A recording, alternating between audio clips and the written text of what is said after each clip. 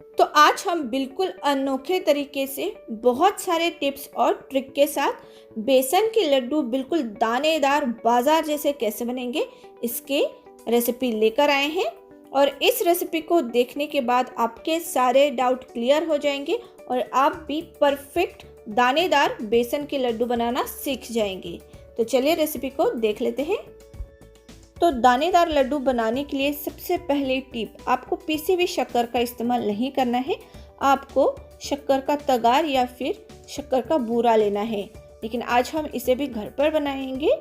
इसे बनाने के लिए हमने लिया है 1.5 कप शक्कर और आधा कप से भी कम पानी, मीन्स 1/3 कप हमने पानी लिया है। और इसे हमें गैस पर रखकर इसे पकाना है।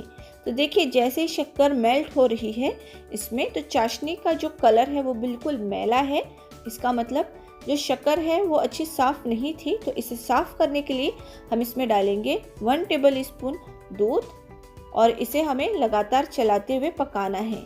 तो जैसे ही चाशनी में झाग बनने लगेगी वो सारी गंदगी को हटा देगी और उसी झाग को हमें निकाल लेना है। इससे चाशनी साफ़ हो जाएगी। तो आप देख सकते हैं जो साइड में झाग आ चुका है उसे हम निकाल लेंगे। और जैसे ही हम ये सारी जो झाग है, सारा झाग जो हम निकालेंगे तो चाशनी बिल्कुल साफ़ हो जाएगी।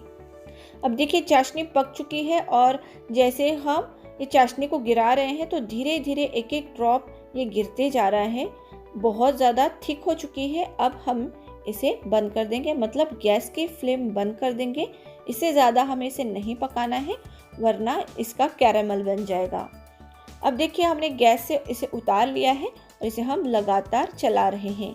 जैसे ये ठंडा होते जाएगा, शक्कर सेट होते जाएगी, जमते जाएगी। अब हम इसमें डालेंगे 1 चम्मच देसी घी। घी डालकर भी हमें इसे लगातार चलाते हुए रहना है।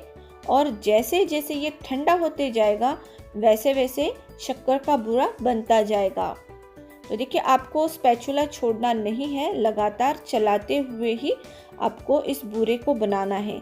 बहुत आसान है, बहुत आसानी से आप ये बना सकते हैं घर पर, और बाज़ार में भी ये मिल जाता है। और इसी से ही आपके लड्डू बहुत ही दानेदार बनेंगे। तो देखिए, जैसे ही शक्कर ठंडी होने लगी तो देखिए ये बिल्कुल बूरे की तरह बनने लगी है। लेकिन इन केस अगर इसमें बड़े बड़े गांठे पड़ जाए या शक्कर ज़्यादा जम जाए तो टेंशन लेने की ज़रूरत नहीं है। आपको ग्राइंडर जार में चला लेना है, इससे ये फाइन पाउडर बन जाएगी और इसका बूरा बन जाएगा। ये देखिए, अब इसका अच्छे से बूरा बन चुका है।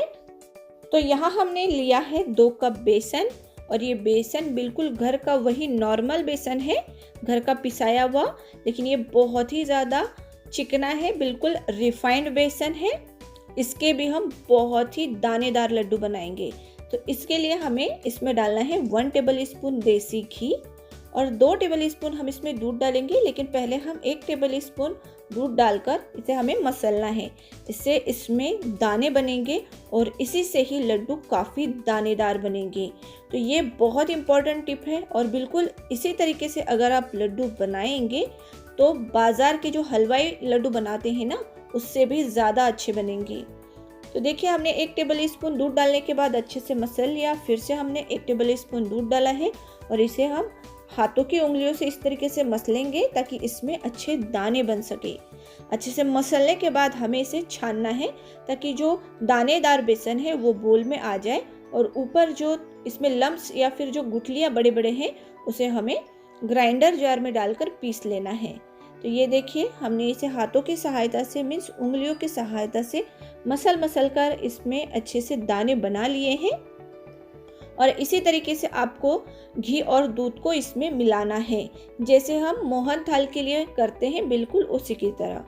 अब देखिए, हमने छन्नी में ये बेसन डाल दिया है और इसे हमें छान लेना है।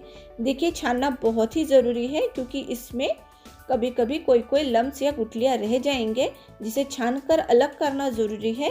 और इसे अलग करके हमें एक ग्राइंडर जार में डालकर इसे भी हमें पीस लेना है। 2 से 3 बार आप ग्राइंडर जार को चलाएंगे, मीन्स मिक्सर को चलाएंगे, तो इसका भी फाइन पाउडर मीन्स दरदरा पाउडर बन जाएगा।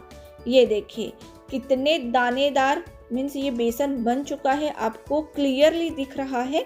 और इसी के ही आज हम दानेदार लड्डू बनाएंगे जो कि स्वादिष्ट बनेंगे। तो अब हमने यहाँ पर ले ली है एक कढ़ाई, इसमें डालेंगे हम 1 कप से कम देसी घी, मतलब 3/4 कप हमने देसी घी लिया है। और इसमें हम ये छाना हुआ बेसन डालेंगे और इसे मिक्स करेंगे। अब कई लोग मुझे ये कहते हैं कि बेसन के अंदर काफ़ी सारे लम्स बन जाते हैं या गांठें बन जाती है जो कि आसानी से नहीं निकलती है। तो इसका रीज़न ये होता है, पहले तो आपने जो घी लिया है वो कम मात्रा में ली है, और दूसरी बात यह है कि आपने बेसन को छाना ही नहीं है। बेसन हमेशा छानकर इस्तेमाल करें, क्योंकि उसके अंदर जो लम्स होते हैं, जो गांठें होती है, वो घी में जाते ही सख्त हो जाती है और फिर वो आसानी से हटती नहीं है। लेकिन अगर आप लगातार स्पैचुला चलाते हुए इसे मिक्स करेंगे तो लम्स या गांठें हट जाती है।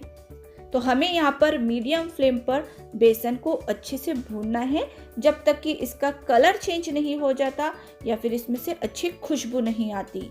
अब काफ़ी सारे लोग मुझसे ये भी कहते हैं कि बेसन के लड्डू गले में काफ़ी चिपकते हैं।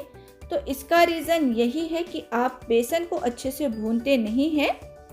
कभी कभी जल्दबाजी में हम बेसन को हाई फ्लेम पे भून लेते हैं, जिससे कि वो कई जगह पर कच्चा रह जाता है और कई जगह उसका कलर डार्क हो जाता है। इससे बेसन की भुनाई अच्छे से नहीं होती है, इसके वजह से ही वो गले में चिपकने लगता है। काफ़ी सारे लोग मुझे ये कहते हैं कि ज़्यादा देर भूनने के बाद भी बेसन के अंदर से कच्चा टेस्ट नहीं जाता है। तो उसका रीज़न भी यही है कि आपने बेसन को मीडियम फ्लेम पर अच्छे से भूना नहीं है। ये सारी छोटी छोटी टिप्स होती है बेसन लड्डू बनाने के लिए, जिससे आपके लड्डू परफेक्ट हलवाई जैसे, मैं तो कहूँगी हलवाई से भी ज़्यादा अच्छे आप घर पर ये लड्डू बना सकते हैं। अब इसका टेस्ट ज़्यादा टेस्टी बनाने के लिए हम इसमें ऐड करेंगे थोड़ा सा नारियल का बूरा, मतलब हमने यहाँ पर आधा कप नारियल का बूरा इस्तेमाल किया है, जिससे ये लड्डू और ज़्यादा टेस्टी लगेंगी। लेकिन अगर आपको इस्तेमाल नहीं करना है तो आप स्किप कर सकते हैं। अब देखिए जो मिश्रण है उसमें बहुत अच्छी खुशबू आने लगी है और इसका कलर भी चेंज हो चुका है। और अब हमने गैस की फ्लेम को बंद कर दी है और देखिए लगातार हम इसे चलाते रहे हैं, मतलब गैस बंद करने के बाद भी हमने इसे छोड़ा नहीं है। इसे हल्का ठंडा होने तक हम इसी तरीके से चलाते रहेंगे, वरना ये नीचे से और ज़्यादा जलने लगेगा, पकने लगेगा, क्योंकि जो बेसन है उसमें हीट काफ़ी मात्रा में होती है।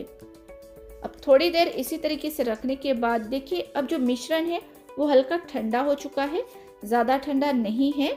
और गर्मा गर्म मिश्रण के अंदर भी मीन्स बेसन के अंदर भी आपको शक्कर नहीं मिलानी है, वरना आपका जो लड्डू का मिश्रण है वो पतला हो जाएगा, जिससे आप लड्डू नहीं बांध सकेंगे।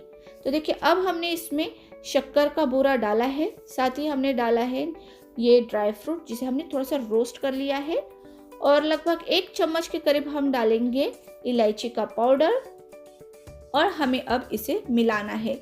देखिए अगर परफेक्ट सही ढंग से अगर आप शक्कर डालेंगे, मीन्स बेसन को हल्का ठंडा करके आप इसमें शक्कर मिलाएंगे, तो आपके जो लड्डू है बिल्कुल परफेक्ट शेप में बनकर तैयार होंगे, बिल्कुल राउंड। अगर ये थोड़ा सा भी गर्म रहा और आपने शक्कर मिला दी तो बिल्कुल भी सही आपके लड्डू नहीं बनेंगे। तो देखिए अब हम लड्डू बांधना शुरू कर रहे हैं, और ये देखिए कितने परफेक्ट, कितने अच्छे और राउंड शेप के ये लड्डू बन चुके हैं। अगर लड्डू बांधते वक्त अगर आपको लगे कि ये थोड़े से ड्राई है तो आप इसमें ऊपर से गरम करके घी भी ऐड करेंगे तो ये आसानी से बंध जाते हैं। अब सारे लड्डू तैयार है, इनके ऊपर हम एक एक कतरन पिस्ते का रखेंगे ताकि ये और खूबसूरत लगे, और मैंने थोड़ा सा सिल्वर वर्क भी लगाया है ताकि बिल्कुल बाजार जैसे लगे। तो देखिए अब मैं आपको लड्डू को तोड़ कर दिखाती हूँ कि ये कितने सॉफ्ट भी हैं, कितने परफेक्ट शेप की हैं, और अंदर से ये कितने दानेदार है। और इसे तोड़ने के बाद तो आप तो रुक ही नहीं पाएंगे, ये इतने टेस्टी बने हैं। और बहुत सारे लोग मुझे कहते हैं कि लड्डू हार्ड क्यों हो जाते हैं, तो भाई लड्डू को आप अगर फ्रिज में रखेंगे तो वो हार्ड ही होंगे। आपको इसे फ्रिज में बिल्कुल नहीं रखना है, बाहर रख कर ही इसे खाना है, ये कई दिनों तक ऐसे ही अच्छे रहेंगे। तो आज की ये रेसिपी टिप के साथ आपको कैसे लगे हमें ज़रूर बताइएगा। अच्छी लगी हो तो इसे लाइक और शेयर करना ना भूलिएगा।